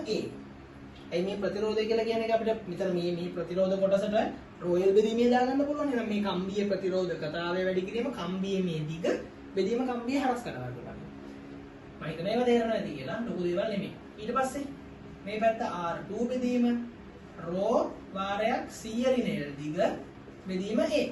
කොහොම කියලා දාගත්තා. තේරුණාද? මේක මේ කැලේ ප්‍රතිරෝධේ මේ ටික මේ කැලේ ප්‍රතිරෝධය. හරිද? එතකොට මොකද වෙන්නේ? මේ A ට A රෝට රෝ කැපිලා යනවා. කැපිලා ගියපු ගමන් මට අනුපාතයක් එනවා මෙන්න මෙහෙම. R1 බෙදීම L සමානයි R2 බෙදීම 100 රින L කියලා. එතකොට ඔයා මේ L ගියගේ දන්නවා. එහෙනම් 100 රින L ගියගේ දන්නවා. R1 දන්නේ නැහැ. R2 දන්නවා. එහෙනම් ඔයාලට කාග හොයාගන්න පුළුවන්ද? R1 ගියගේ හොයාගන්න පුළුවන්. හරිම සරලයි නේ. මාර කිසිම කරදරයක් තරම්වත් අමාරු නෑ. මේවා මේක ටක් ගාලා කරන්න පුළුවන් මේ වැඩි අරකේ වගේ ප්‍රතිරෝධ වෙනස් කර එක අරක ගලවනවා මේක හයි කරනවා ඔහොම කර නටන්න දෙයක් නැහැ නේ මේක පට ගාලා ගල් ඉවර කරලා දැන් නිසා හරි ඉක්ම මේක පාඨාංග මෙහෙම කරද්දි ගන්න පුළුවන් අර කලින් කතා කරා වගේ ප්‍රතිරෝධ රත් වෙනවයි අරව මෙහෙම කියපු ඒ කතන්දර ටික මේකේ තියෙනවද? මේකේ ඒව නැහැ. මේකේ ඒ වාසිය තියෙනවා. පැහැදිලිද? මේකේ ඒ විශේෂ වාසිය තියෙනවා. ඒ වාසිය තියෙන නිසා අපිට මොනවා කරන්න පුළුවන්? දුන්න ඔය විදිහේ ගණනයකින් මේක සුළු කරගන්න පුළුවන්. පැහැදිලිද? හරි. ඕක තමයි මේ විදිහේ මූලික දේ. ඉතින් මූලික දේ මම විස්තර කරලා ඉවරයි. අතන මැද දෙයක් නැහැ. දැන් මේකේ තියෙන ප්‍රායෝගික කතන්දර ටික තමයි අපිට වැදගත්. මම අර කලින් මේ වීඩියෝ එක පටන් අරගෙන ඉඳි කිව්වා වගේ. ඒ නිසා මම එතනින් එහාට මේකේ තියෙන ප්‍රායෝගිකත්වයට යන්නම් මොනවද මේක කරන්න තියෙන දේ අපි දැනගත යුතු දේවල් කියලා. පළවෙනි කතන්දරේ ඔයා හොඳට මතක තියාගන්න. අද මේ කතා කරන්නේ මීටර සේතුවනේ. මීටර සේතුවේ ඉතා වැදගත්ම දේ අපි මේකේ උපකරණ ටික සෙට් කරගෙන යනකොට හරිද? අපි දැනගත යුතු දේවල් සෙට් එකක් තියෙනවා. එකක් තමයි මම කලින් කතා කළා වගේ මෙතනට අපි ගන්නවා කියවනේ කම්බිය නේද? මෙතනට අපි ගන්නවා කිව්ව කම්බිය. මේ කම්බිය හරිද? මේ කම්බිය මීටරයක් දිගයි. මේ මීටරයක් දිග කම්බියේ වර්ගය මොකක්ද කියලා අපි දැනගන්න ඕනේ. මොනවයින්ද මේ කම්බිය හදලා තියෙන්නේ? මේ කම්බිය මොනවයින්ද අපි හදලා තියෙන්නේ? ඒ කියන්නේ විභාගයට අහන්න පුළුවන් මේ තියෙන කම්බිය හදලා තියෙන්නේ මොනවයින්ද කියලා. ඒක හොඳට මතක තියාගන්න මේක හදලා තියෙන්නේ මැංගනීන් කියලා කියන ලෝහයෙන්. මොකෙන්ද හදලා තියෙන්නේ? මැංගනීන් කියලා කියන ලෝහයෙන් හදලා තියෙන්නේ. මේක මැංගනීස් නෙවෙයි ඈ. මැංගනීස් නෙමෙයි. ඒ කියන්නේ මැංගනීස් කියලා කියන්නේ අපි දන්නවා මොකද ආවර්තිත වගුවේ තියෙන මැංගනීස්නේ. ඒ ඇත්තම මැංගනීසුත් කලනම් වෙච්ච මිශ්‍ර ලෝහයක් තමයි ඔය මැංගනීන් කියලා කියන්නේ. සිංහලෙන් නම් මැංගනීන්. හරිද? මැංගනීන් කියලා කියන ලෝහයෙන් හැදිච්ච කම්බියක් තමයි මේකට පාවිච්චි කරන්නේ. ඇයි මේකට මැංගනීන් වලින්ම හැදිච්ච කම්බියක් පාවිච්චි කරන්නේ? මේක තමයි අහන්නේ දැනගන්න යුතු දේවල්. ඇයි මේකට මැංගනීන් වලින්ම හැදිච්ච කම්බියක් පාවිච්චි කරන්නේ? වෙන මොකක් හරි ලෝහයකින් පාවිච්චි කරන්න තිබ්බා. හොඳට මතක තියාගන්න මැංගනීන් වලින් හැදිච්ච ලෝහයක් මේකට පාවිච්චි කරන්න හේතුව තමයි මේ කම්බිය කියලා කියන එකේ ඔයා හොඳට මතක තියාගන්න r θ සමානයි r නෝට් වාරයක්. එක දන l θ කියන සමීකරණයක් මතකයිනේ. අපි මේක ඉගෙන ගත්තේ කොතනටද? කම්බියක ප්‍රතිරෝධකතාවය ප්‍රතිරෝධය උෂ්ණත්වයත් එක්ක වෙනස් වෙන හැටි අධ්‍යයනය කරපු සමීකරණ මේ. එතකොට තියෙන ගැටලුව තමයි ඔයා මේ සර්කිට් එක සම්පූර්ණ කරපු ගමන් ඔයා මේ ස්විච් ටික ඔන් කරපු ගමන් මේවා හරහා පටපටස් ගාලා කරන්ට් එක යන්න ගන්නවා. ඒ කරන්ට් එක යනකොට හොඳට මතක තබා ගත යුතු කාරණාව තමයි කරන්ට් එක යනකොට මේ කම්බිය ඉතා අධික ලෙස රත් වෙනවා. ඒතර මුලින් ඔයා මේක පටන් අරගන්න වෙලාවේදී මේකේ ප්‍රතිරෝධය එක ගානක්. පස්සේ ඔයා මේක පරීක්ෂණය කරගෙන ඉස්සරහට යනකොට මේ කම්බිය රත් වෙලා තවත් මොකද වෙන්නේ? තවත් මේකේ උෂ්ණත්වය ඉහළ ගිහින් ප්‍රතිරෝධය තවත් මොනවා වෙනවද? වෙනස් වෙනවා. ඒතකොට ඔන්න ඔහොම වුණාම අපේ පාඨාංග මුලින් ගත්තේවයි පස්සේ ගත්තේවයි මොකද වෙන්නේ? ඒවල වෙනසක් ඇති වෙන්න පුළුවන්. ඒ නිසා පැහැදිලි කතන්දරේ මතක තියාගන්න මේකේ මෙන්න මේ ඇල්ෆා. ඒ කියන්නේ අපි කතා කරේ ඉස්සෙල්ල ප්‍රතිරෝධයේ උෂ්ණත්ව සංගුණකය කියලා එකක් නේ. ප්‍රතිරෝධයේ උෂ්ණත්ව සංගුණකය. ඒවත් ඇල්ෆා කියලා කියන එක ඉතා අඩු කම්බියක් විය යුතුයි. ප්‍රතිරෝධයේ උෂ්ණත්ව සංගුණකය කියලා කියන එක ඉතා අඩු කම්බියක් විය යුතු බව මතක තියාගන්න. මේක ඉතා අඩු කම්බියක් මේක ඉතා අඩු කම්බියක් විය යුතුයි. ඇල්ෆා ඉතා අඩු කම්බියක් විය යුතුයි. තේරුණාද? ඒක පළවෙනි කාරණා. මේක මැංගනීන් වලින් හදන්නේ. ඇයි හදන්නේ? එකක් ඒකේ ප්‍රතිරෝධයේ උෂ්ණත්ව සංගුණකය අඩු හින්දා. දෙවෙනි කාරණාව මතක තියාගන්න. ඔයා මේකට කරන්ට් එක දීපු ගමන් හරිද? මේකට කරන්ට් එක දීපු ගමන් මේක දිගේ ධාරාව ගිහිල්ලා මොකද වෙන්නේ? මේක මං කියන්නේ රත් වෙනවා කියන. රත් වෙනකොට තව දෙයක් වෙනවා. තාපය ඉගෙන ගත්තා. අපි රත් වෙනකොට කම්බිය මොනවා වෙනවද? ප්‍රසාරණය වෙනවා. ප්‍රසාරණය වෙලා මෙහෙම තිබිච්ච කම්බිය ටිකක් කළා යනකොට මෙහෙම තියෙන්නේ. ඇයි ඒ? හොඳටම මේක ඇදිලා. එහෙම වෙන එක හොඳයි. ඔය එහෙම වෙන එක ප්‍රශ්නයක් වෙනවා. මොකෝ හේතුව දැන් මේක එල්ලම් මේක 100 නෙල් කියලා ගන්න බෑනේ එතකොට. එතකොට මේක මීටර සේතුව නෙමෙයි මීටර එකමාර සේතුව වෙනවා. ටිකක් කළා යනකොට. හරිද? ඒක ගොඩක් ඇදෙනවා. ඒ එහෙම වුණාම මේ 100 නෙල් කියලා එහෙම ගන්න බෑ. ඒ හින්දා මේක ප්‍රසාරණය විය යුතු එකක් නෙමෙයි. එහෙනම් මතක තියාගන්න. මේකේ ප්‍රසාරණ සංගුණකය කියලා කියන එක ඉතා අඩු ලෝහයක් වේ යුතුයි. මෙතනට ගන්න ලෝහය ප්‍රතිරෝධයේ උෂ්ණත්ව සංගුණකයේ අඩු ප්‍රසාරණ සංගුණකය කියලා කියන එක අඩු ලෝහයක් වෙන්න ඕනේ. එහෙම ලෝහයක් වෙන මැංගනීන් කියලා කියන එක නම තමයි මෙතනට පාවිච්චි කරන්නේ. ඕනනම් කෙනෙක්ට පුළුවන්ලු මේකට සාමාන්‍යයෙන් කියනවා නික්‍රෝම් පාවිච්චි කරන්නත් පුළුවන් කියලා. හැබැයි ලැබ් වල ඉච්චර ඒක පාවිච්චි කරනවා මම දන්න විදිහට අඩුයි. නික්‍රෝම් කියලා කියන මිශ්‍ර ලෝහය නිකල් ක්‍රෝමියම් මිශ්‍ර ලෝහය පාවිච්චි කරන්නත් ඕනනම් පුළුවන් කියලා කියනවා. ඒකෙත් මේ ගුණාංක ටික තියෙන නිසා. ඒක කම්බිය ඔන්න ඔහොම වෙන්න ඕනේ මතක තියාගන්න. කම්බිය ඔහොම වෙන්න ඕනේ. ඊළඟ කාරණාව මේ කම්බිය සතු විශේෂිත ගුණාංග මොනවද? ඒ කියන්නේ විශේෂිත ගුණේ. ඒ කියන්නේ අපි කිව්වා වගේ මැංගනීන් වලින් හදන්න ඕනේ. එහෙම නැත්නම් නික්‍රෝම් වලින් හදන්න ඕනේ. ඇල්ෆා ඒ කියන්නේ මොකද්ද ප්‍රතිරෝධ උෂ්ණතා සංගුණකේ අඩු වෙන්න ඕනේ ප්‍රසාරණ සංගුණක අඩු වෙන්න ඕනේ. ඒ වගේම මේ කම්බිය මතක තියාගන්න හරස්කඩ වර්ගඵලය ඒකාකාර විය යුතුයි. ඔයා ගන්න මේ කම්බියේ හරස්කඩ වර්ගඵලය කොහොම වෙන්න ඕනද? ඒකාකාර හරස්කඩ වර්ගඵලයක් තියෙන්න ඕනේ. ඇයි ඒ? ඇයි කියලා කල්පනා කරන්න. මොකද දන්නවද හේතුව මේ R1 බෙදීම මතකද? ρ L බෙදීම A සමානයි R2 බෙදීම ρ වාරයක් C L බෙදීම A. ඒතර ඔයා මෙතන A කියලා ආදේශ කරන්නේ මේ කොටසට අදාළ A. මෙතන A කියලා ආදේශ කරන්නේ මේ කොටසට අදාළ A. නැත්නම් හරස්කඩ වර්ගඵලය. ඒතර මතකද මම මේක සුළු කරද්දි මේ දෙකට කපලා දැම්මා. කපලා දාලා මේ දිගාතර අනුපාතකින් ගත්ත කෙලින්ම මේ ප්‍රතිරෝධ අතර අනුපාත සමානයි දිගාතර අනුපාතය කියලා. එහෙම AA කපලා දැම්ම හේතුව ඇයි? AA මම දෙපැත්තේ කපලා දැම්මේ මේ කොටසේ හරස්කඩ වර්ගඵලය මේ කොටසේ හරස්කඩ වර්ගඵලයට සමානයි කියලා හිතා. ඉතින් එහෙම නැත්තම් මොකද වෙන්නේ? එහෙම වුණ නැත්තම් කියන්නේ කම්බිය මේ වගේ කම්බියක් වුණා. කම්බිය මෙහෙම කම්බියක් වුණා. මේ පැත්ත හරස්කඩ වර්ගඵලය එක ගාණක් මේ පැත්ත හරස්කඩ වර්ගඵලය තව ගාණක්. මට මොනවා කරන්න බැයිද? මේ දෙක කපලා දාන්න බැහැ. පැහැදිලිද? ඒ නිසා මේ කම්බි හරස්කඩ වර්ගඵලය ඒකාකාර විය යුතු බව මතක තියාගන්න. හරිද? ඒකේ හරස්කඩ වර්ගඵලය අනිවාර්යයෙන්ම ඒකාකාර විය යුතුයි. right. එතකොට ඒක තමයි මේ කම්බිය ගැන කියද්දී අපි කියව යුතු දේ. හරිද? ඊට පස්සේ මේකට ගන්න බැටරිය මොනවද? අපි දැන් සාමාන්‍යයෙන් මෙන්න මෙතනට ගන්නවානේ බැටරිය. මේකට කියනවා අපි නියාමක කෝෂයක් කියලා. නැත්නම් අපි මේකට කියනවා ඩ්‍රයිවිං සෙල් කියලා ඉංග්‍රීසියෙන්. හරිද? මේ සර්කිට් එක ඩ්‍රයිව් කරන සෙල් එක නැත්නම් නියාමක කෝෂය කියලා අපි මේකට කියනවා. මේ නියාමක කෝෂය කියලා කියන එකට සාමාන්‍යයෙන් ගන්න ඕනේ මොනවද? ලැබ් එකේ තියෙනවා ඔයාලා දන්නවා ඇති lead sulfuric කියලා බැටරියක් තියෙනවා. හරිද? lead sulfuric කියලා බැටරියක් තියෙනවා. නිකල් කැඩ්මියම් කියලා බැටරියක් තියෙනවා. ඒත් මේ lead sulfuric හෝ නිකල් කැඩ්මියම් කියලා කියන බැටරි තමයි පාවිච්චි කරන්නේ. මේක එක වර්ගයක් මේක එක වර්ගයක් ඈ. ඒත් lead sulfuric හෝ නිකල් කැඩ්මියම් කියලා කියන බැටරි වලින් එකක් තමයි පාවිච්චි කරන්න ඕනේ. ඒ බැටරියක තියෙන වැදගත් ගුණාංගය තමයි නියත ධාරාවක් දිගු වේලාවක් ලබා දෙන්න පුළුවන් විදිහේ බැටරියක් වෙන්න ඕනේ. ඔයා දාලා චුට්ට වෙලාවකින් බැටරිය බහලා යනවා නම් තේරුමක් නැහැ මේක. හරිද? නිසා නියත ධාරාවක් දිගු වේලාවක් ලබා දෙන්න පුළුවන් කෝෂයක් විය යුතු බව මතක තියාගන්න. මේ ඔක්කොම කතා අහන්න පුළුවන් ඈ. එක එක පොයින්ට්ස් වලට අහන්න පුළුවන්. මේවායේ ප්‍රශ්න මෙන්න මේ විදිහට අහලා මේ විදිහට උත්තරේ දෙනවා කියලා කියන එක මම කියන්නේ නැහැ. මම මේ විස්තර වැදගත් කරුණු කාරණා ටික විස්තර කරගෙන යනවා. මේවා ලියා ගන්න මේවා ඕනේ. හරිද? විභාගයට අහන්න පුළුවන් ඕනෑම මොහොතක. එතන lead sulfuric හෝ නිකල් කැඩ්මියම් කෝෂ. lead sulfuric කෝෂ මතක තියාගන්න සාමාන්‍ය විද්‍යුත් ගාමක බලය වෝල්ට් 12ක් වගේ. නිකල් කැඩ්මියම් කෝෂේ සාමාන්‍ය වෝල්ට් 10ක් වගේ. ඒතර මේ lead sulfuric කෝෂ වෝල්ට් 10යි නිකල් කැඩ්මියම් කෝෂ වෝල්ට් 12යි නිකල් කැඩ්මියම් කෝෂ වෝල්ට් 10යි. ඒ කොයික හරි කමන්නේ අපිට මෙතනට නියාමක කෝෂයේ විදිහට පාවිච්චි කරන්න පුළුවන්. නියත ධාරාවක් දිගු වේලාවක් ලබා දෙන්න පුළුවන් වීම තමයි මේකේ තිබිය යුතු හැකියාව වෙන්නේ. ඒ බව මතක තියාගන්න. හරිද? ඒක තමයි කෝෂය ගැන කියන්න තියෙන්නේ. ඊට පස්සේ කවුරු හරි කෙනෙක් ඇහුවොත් මේ K2 යතුරේ ප්‍රයෝජනෙයි K1 යතුරේ ප්‍රයෝජනෙයි මොකද්ද කියලා මොනවද මේ K2 යතුරෙන් කරන්නේ මොකද්ද K1 යතුරෙන් කරන්නේ කියලා කියන එක අහන්න පුළුවන්. ඒක K2 යතුර ගැන මම අමුතුවෙන් කියන්න දෙයක් නැහැ. ඇයි මේක ඕෆ් කළොත් මුළු සර්කිට් එකම ඕෆ් වෙලා යනවා. එතනින් එහාට කතාවක් නැහැ. අපිට ඕෆ් කරලා දාන්න පුළුවන්. ඒක ඔන් කරොත් තමයි මේක වැඩ කරන්නේ. ඒ නිසා පරිපතය ක්‍රියාත්මක කිරීම සහ ක්‍රියාත්මක නොකිරීම කියලා කියන එක තීරණය කරන්න තමයි K2 යතුර පාවිච්චි කරන්නේ. ඒක පැහැදිලි. හැබැයි මේ මොකටද මේ K1 පාවිච්චි කරන්නේ? මොකද්ද මේකේ කතන්දරේ? හරි ඒක හරි වැදගත්. හරිද? ඒකේ තියෙන ඉතා විශාල වැදගත්කමක් තියෙනවා.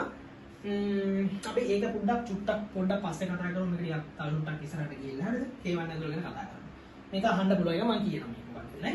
හරි ඊට කලින් ලේසි දේවල් ටික කතා කරලා මේ මොනවද? මම කියවේ මොකද සම්බන්ධක තඹපටි. මේවා තඹපටි. තඹ කොප වලින් හදපු පටි. ඇයි මේ කොප වලින් හදිච්ච ඝන මහත පටි පාවිච්චි කරන්නේ? මතක තියාගන්න. ඒක උත්තර ලියද්දී හරි පැහැදිලිව ලියන්නත් ඕනේ. දැන් මේ ප්‍රතිරෝධ මේ ඝන තඹ සම්නායක පටි පාවිච්චි කරාම මේ කොටසේ ප්‍රතිරෝධය අපිට මොනවා කරන්න පුළුවන්ද? මේ කොටස් වල ප්‍රතිරෝධ නොසලකා හරින්න පුළුවන්. ඇයි? මේවා විශාල මහත පටිනේ. ඒතර හින්දා මේ ප්‍රතිරෝධ හරිය අඩුයි. තඹ කියලා කියන්නේ හොඳ සම්නායකයෙකුත් එක්ක. හින්දාගේ ප්‍රතිරෝධකතාවයත් අඩුයි. ඒ නිසා මේ කොටස් වල ප්‍රතිරෝධ ඉතා අඩුයි. මේ ඉතා අඩු ප්‍රතිරෝධ බවට මෙන්න මේ සම්බන්ධක කොටස් පත් කරන්න තමයි මේ ඝන සන්නායක තඹ සන්නායක කොටස් පාවිච්චි කරලා තියෙන්නේ. එහෙම වුණාම ඔයාලට පුළුවන් මේ ප්‍රතිරෝධ වලට සාපේක්ෂව මේ ප්‍රතිරෝධ වල අගයන් නොසලකා හරින්න. එහෙම කරලා ගණනයට මේව ඇතුළත් කරගන්නේ නැතුව ඉන්න පුළුවන්. මොකෝ හේතුව මේවා ඉතා පොඩි නිසා. පැහැදිලිද? එහෙනම් කොහොමද මේකේ උත්තරයක් ලියුවොත් ලියන්නේ? ඝන තඹ සන්නායක පටි පාවිච්චි කරන්නේ ඇයි? එම ඒවායේ ප්‍රතිරෝධ ඉතා අඩු කරලා නැත්නම් ඝන සම්බන්ධක කම්බි වල කොටස් නැත්නම් සම්බන්ධක කම්බි වල ප්‍රතිරෝධ ඉතා අඩු මට්ටමක පවත්වාගෙන දන්නා සහ නොදන්නා ප්‍රතිරෝධ වලට සාපේක්ෂව ඒවායේ ප්‍රතිරෝධ ඉතා අඩු තත්වයකට ගෙනල්ලා ගණනයට ඒවා නොසලකා හරින්න තමයි ඒ විදිහට කරන්නේ. පැහැදිලිව මතක තියාගන්න. හරිද? ඒක තමයි ඝන තඹ සන්නායක පටින් පාවිච්චි කරන්න හේතුව. ඊට පස්සේ අපි අහුවොත් K1 සහ K2 අපි මෙහෙම අහුවොත් එහෙම දැන් අපි මෙතන මේ ස්පර්ශකයක් තියෙනවනේ මේ ස්පර්ශකය කියන එක එකේ ස්පර්ශකය කියන්නේ තුලිත ලක්ෂය. මේක මේ බිඳුව වෙන ගැලනෝමීටරේ බිඳුව වෙන ලක්ෂයට අපි කියනවා තුලිත ලක්ෂය කියලා. මේ තුලිත ලක්ෂය කියලා කියන එක හොයන්න ඉතා අධික කාලයක් ගත කරන්න හොඳ නැහැ. ඇයි ඒ කියලා අහුවොත් කියන්නේ තුලිත ලක්ෂය සෙවීම සඳහා ඉතා අධික කාලයක් ගත කළ නොයුත්තේ ඇයි? මොකද එහෙම එකට හේතුව.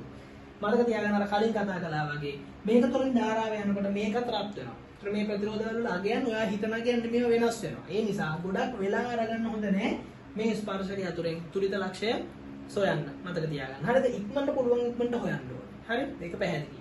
ඉතින් ඉක්මනට හොයන්න. ඒතර මේකෙන් තුලිත ලක්ෂය හොයන්නේ කොහොමද? ඔයා මේ පරිපථය ඔක්කොම ටික ඔන් කරලා හරිද? පරිපථය ඔක්කොම ටික ඔන් කරලා මේ ස්පර්ශකයේ මෙතනින් තියලා පටන් අරගෙන මේ ස්පර්ශකයේ මෙතනින් පටන් අරගෙන මෙතනින් තියෙනවා උම්ම තිය එනවා. ඒ එනකොට එක තැනකදී ගැලනෝමීටර පාඩංග බිඳුව වෙනවා. ඒ තර තමයි අපි සාමාන්‍ය තුලිත ලක්ෂය කියලා ගන්න. මේක තව පියවර කීපයක් තියෙනවා මම කියන්නම්. තුලිත ලක්ෂය කියලා ගන්න. දැන් එහෙම ගනිද්දි මතක තියාගන්න. කවදාවත් මේ ස්පර්ශකයේ මෙහෙම තියලා කරාස් ගාන මේකට මොනවා කරන්නේ නැද්ද? ඇදගෙන එන්න හොඳ නැහැ. ඒ කියන්නේ වයර් එක තියෙනවා නම් ඔයාගේ ස්පර්ශකයේ මෙහෙම තියලා ඇදගෙන එන්න හොඳ නැහැ ඒක උඩ.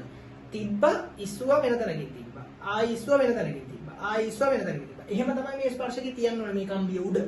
ඇයි ඇදගෙන එන්න හොඳ නැත්තේ? ඒ ඇදගෙන ආවත් වෙන්නේ අර කලින් කිව්ව කතාවම තමයි. මොකද්ද? මේ කම්බිය දිගේ ඇදන් එනකොට කම්බිය හීරෙනවා. කම්බිය හීරිලා තනින් තන මොකද්ද වෙනස් වෙන්නේ? මේකේ හරස් කඩ වර්ගඵල වෙනස් වෙනවා. හරස් කඩ වර්ගඵල වෙනස් වුණොත් අපේ අර කලින් කතා කළා වගේ ඒක සුළු කරලා මේක හරියට විසඳ ගන්න බෑ. ඒ නිසා මේ හරස් කඩ වර්ගඵල වෙනස් වීම අවුල්. ඒ කියන්නේ මේක හිඳ ස්පර්ශකයේ මේ කම්බිය දිගේ ඇදගෙන එන්න හොඳ නැති බව මතක තියාගන්න. ඒක හොඳ නැහැ.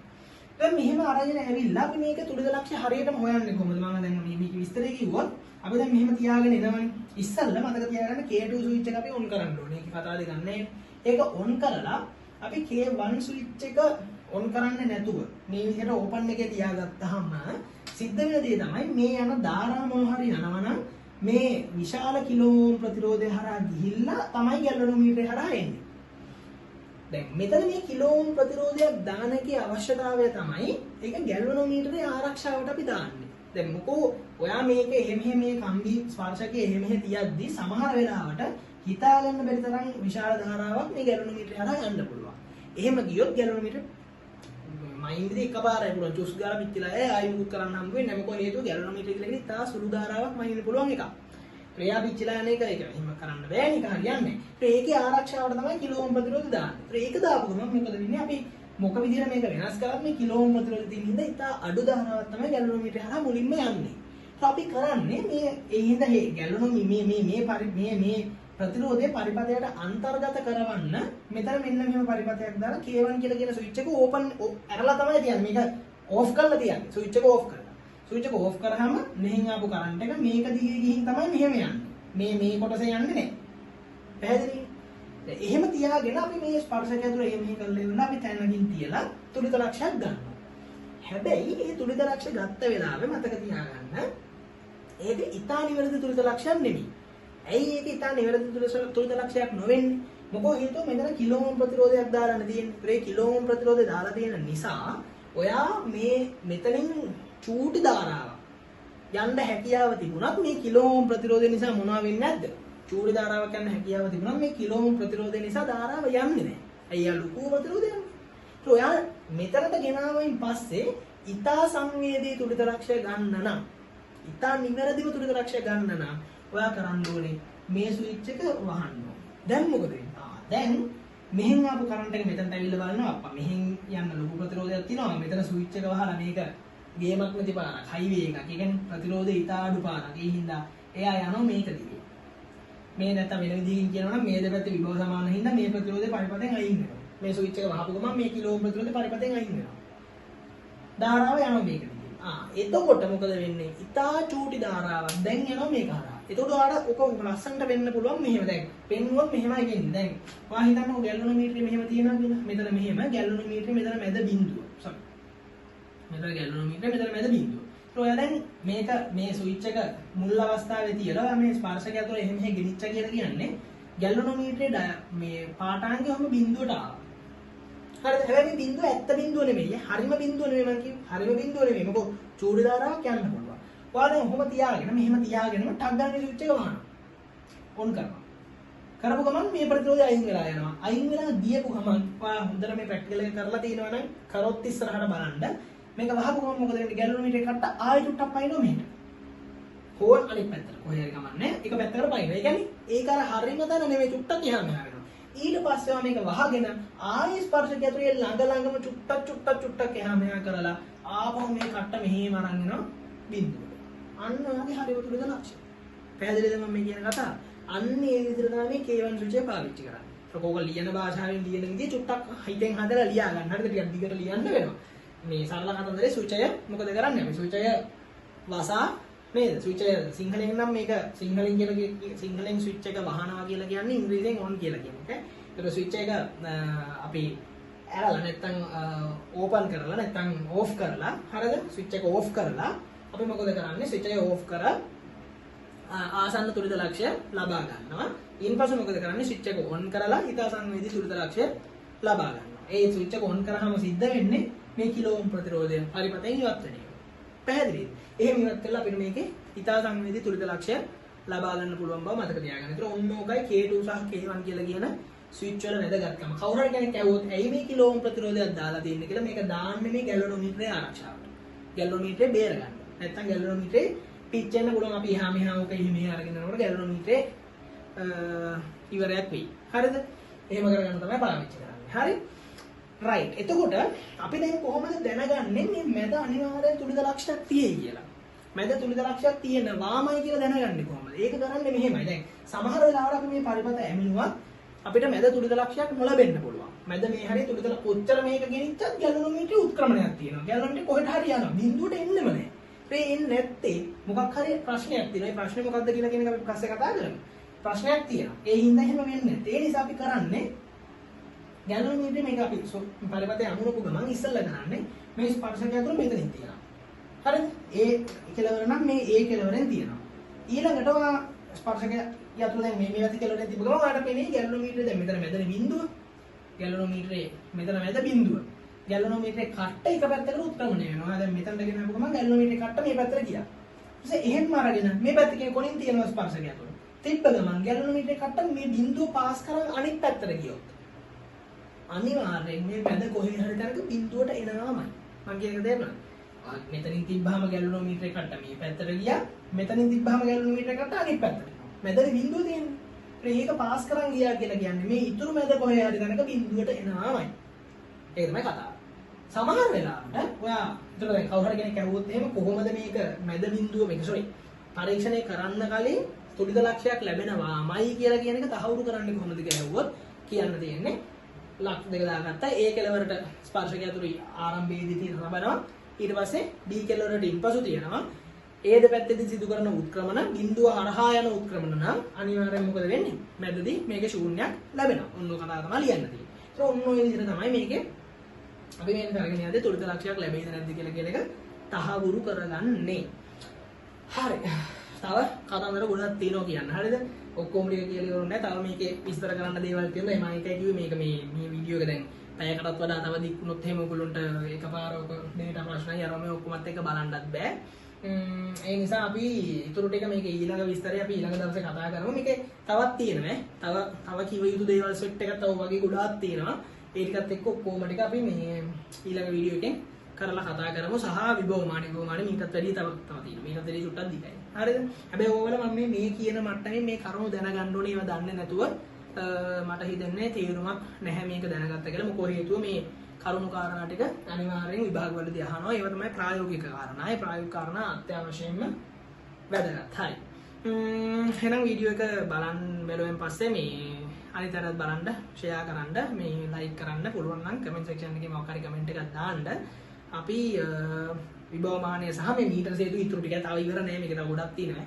ඒතර ඒ සෙට් එකත් එක්ක විභවමානයි මේ ටිකත් එක්ක ඊළඟ වීඩියෝ එකෙන් පුළුවන් ඉක්මනට හම්බ වෙමු. හරි බොහොම ස්තුතියි එකතුනා.